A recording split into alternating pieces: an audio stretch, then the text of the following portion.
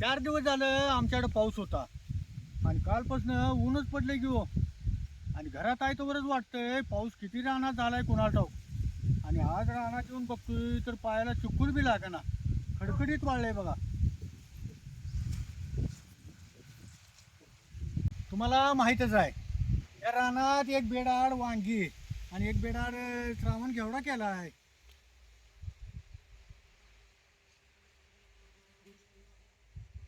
या श्रावण घेवड्याला कुठं कुठं कवळ्या शेंगा लागल्यात. मग आता कालवणाला जरा शेंगा न्यायला आलोय बघा. या येलाला अशा शेंगा लागल्यात बघा. या अशा खालनच शेंगा लागतात.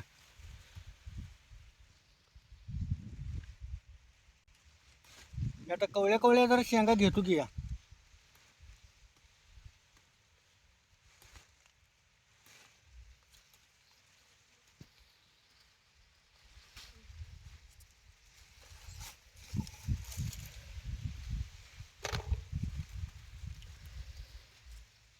या श्रावण घेवड्याची याल असं गिड्डेच असतात आणि याला असं सुरुवातीपासून बुडक्यापासून शेंगा लागतात बघा.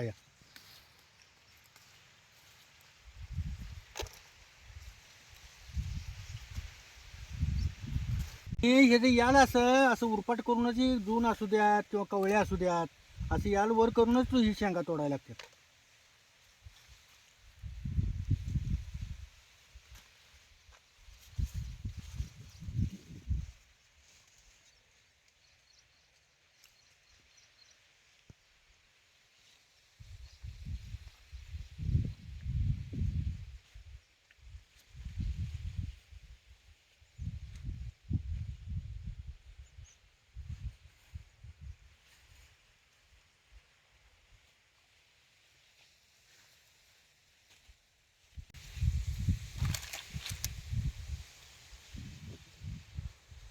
वांग्याच तर आणताना लांबड्या हिरव्या मिरच्याची एक 5-6 झाडं घेऊन आलतो. कवा बी आपलं खरडा करायला तळून खायला कुठ्यात म्हणून ह्या वांग्यात सगळी 5-6 झाडं कुठं कुठं तर लावल्यात.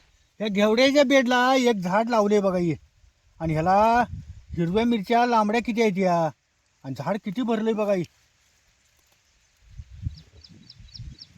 संग तळून खायला एक 5-6 मिरच्या घेतो.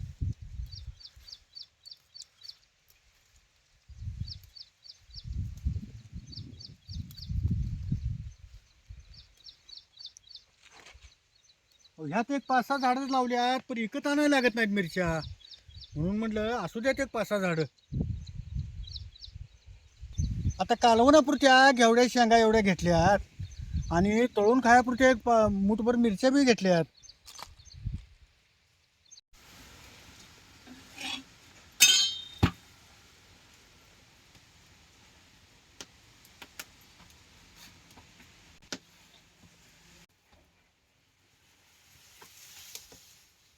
अगं कालवणापुरत्या शेंगा आणल्यात बघ. अव संग संग धुवून घ्या.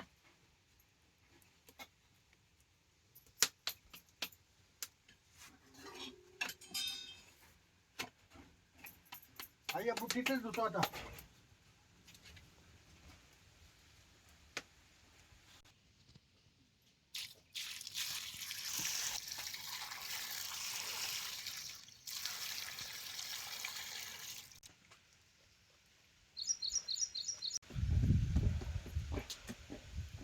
इथलं ताट एक दे ग, पाणी पडणार आहे सगळं बुट्टीतलं. अव याच्यात ठेवा नाही तर. ताट धर.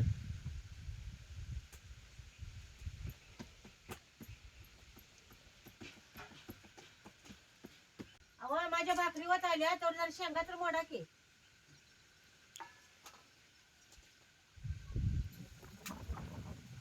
श्रावण घेवड्याच्या कवळ्या कवळ्या शेंगाचं मोडून कालवण केला का नाही, खाताना चांगलं कुलचट लागतंय. आता आज शेंगात पुढे घालायला हे सगळे जरा शेंगदाण भाजून घेतो.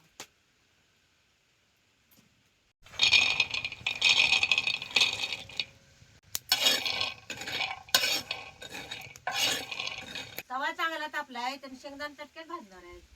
अगं शेंगदाणा भाजून झालं का नाही, मिरच्या मुठभर घेऊन आलो बघ हिरव्या, त्या तव्या जरा भाजून घे की. घेतो की भाजण्यात. मिरच्या लांबड्या त्यांना असं 2 भाग करूनच चिरायच्या.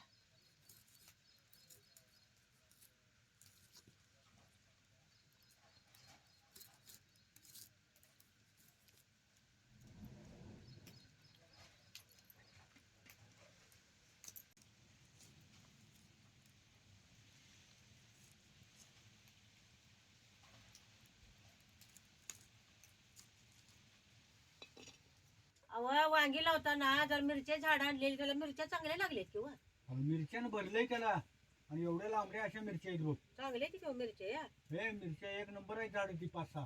भाकरी संग तोंडी लावायला असे जर मिरच्या असल्या की एखादी भाकरी ज्या जात्या.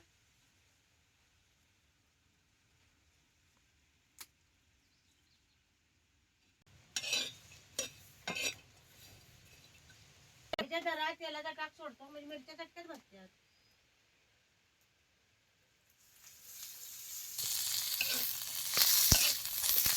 मिरच्या तेल घातलं की नाही मिरच्या चटक्यात बसतात किंवा काय कसं भाजलेलं. आता या मिरच्या कशा चांगल्या भाजल्या आता हे काढून घेतो.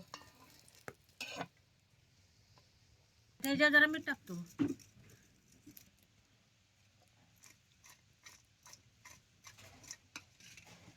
या शेंगात लय काय घालायचं नाही. एक अर्धे टमाटो आणि कांदा घालणार आहे.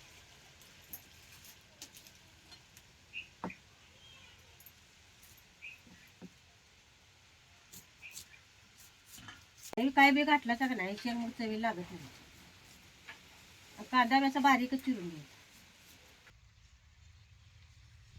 कांदा आणि टमाटो चिरूस तो कढई चांगली तापल्या. आता याच्यात तेल होतो.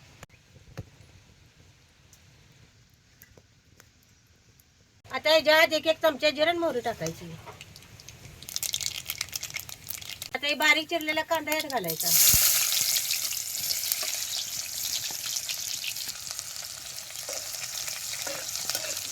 कांदा बी लालसर वसरले भाजायचा नाही. शेंगा सगळं आणि भाजते. त्याच्यात टमाट घालतो.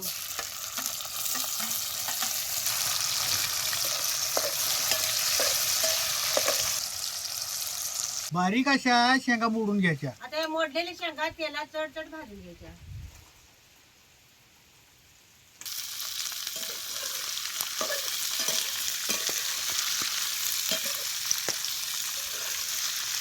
ही शेंग तेलात चांगली भाजून घ्यायची म्हणजे आता तुराटपणा जाते खाताना चांगली लागते. मग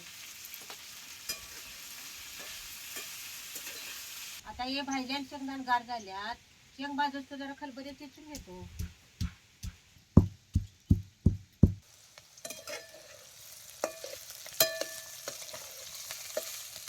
शेंग कशी तेलात भाजायला लागली बघा काही करत तो अंधार चांगली शेंग भाजते. मग आता ही शेंग तेलात चांगली भाजली बघा काय कशी तेलात चांगली भाजली बघा. आता याच्यात एक अर्धा चमचा हळद टाकतो. अर्धी पळी चटणी घालतो. हे बी सगळं तेलात चांगलं भाजून घ्यायचं. शिलेल्या शेंगदाण्याचं कूट बी घालायचं. शेंगाच्या कालवणाला कूट बी जरा मोठं मोठं घालायचं. लई कूट बारीक करायचं नाही. आता हा शेंग शिजायला ह्याच्यात जरा पाणी ओतायचं.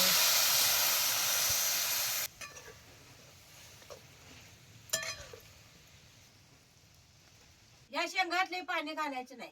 सुकी शेंग करायची म्हणजे खाताना चांगली लागते. मगाशी भाजताना शेंग निम्याआधी शिजल्यावर होत्या त्यांना आता लई शिजवायला लागत नाही. आता ह्याच्यात जरा मीठ टाकतो.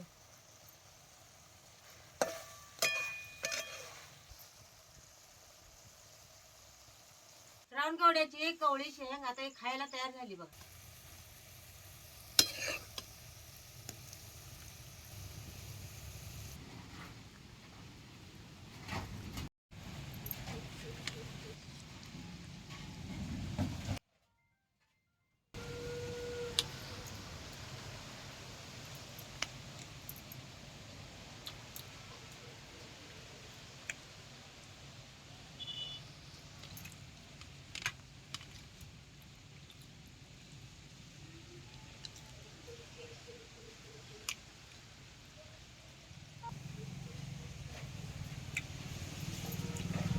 श्रावण गेवड्याच्या कवळ्या शेंगाचं कालवण गुळचाट तिखट लय भारी झाले बघा. अहो शेंगाचं कालवण चांगलंच होतं. हे लय चांगलं झाले.